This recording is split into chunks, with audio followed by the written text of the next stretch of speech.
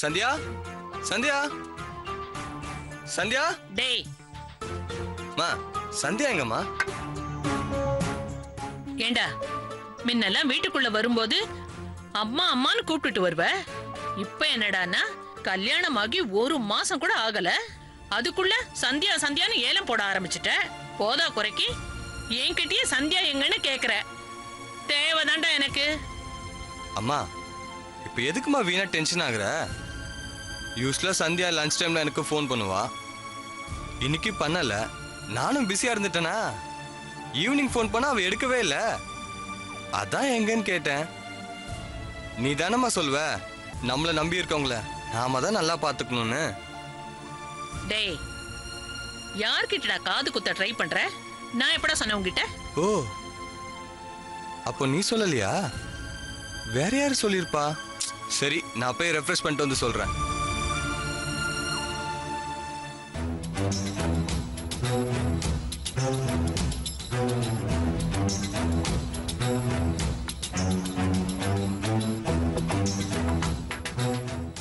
Oh my God, எல்லா அம்மாவுமே பொசசிவா தான் இருப்பாங்க போல இருக்கு.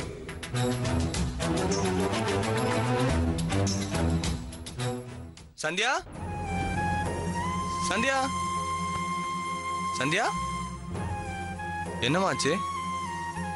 ஏதாவது உடம்புக்கு முடியலையா? தலைவலிக்குதா? ஏய் டயர்டா இருந்தா கொஞ்ச நேரம் ரெஸ்ட் எடு. நான் வேணா ஏதாவது குடிக்க கொண்டு வரட்டுமா?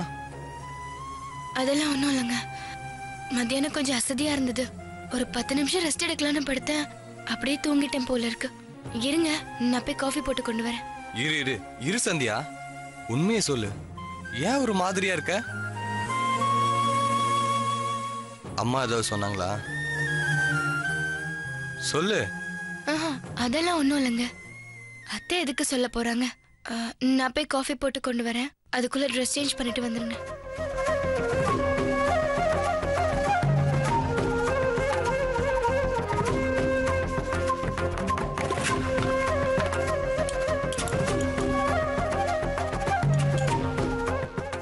ஏய் அவனுக்கு 2 ஸ்பூனுக்கு மேலே சுகர் போடாத என்ன?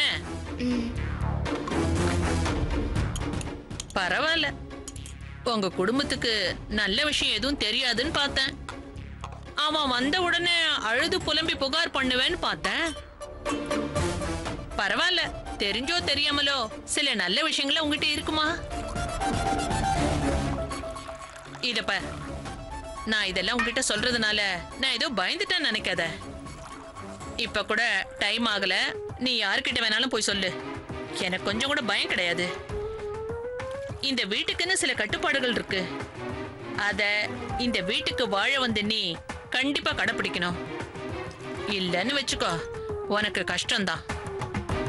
அதனால நான் ஏதாவது சொன்னா மறுத்து பேசுறது, தேவையில்லாம கருத்து சொல்றதெல்லாம் வேண்டாம்.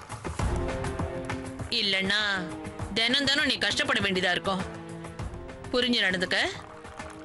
இது உனக்கும் நல்லது, எனக்கும் நல்லது.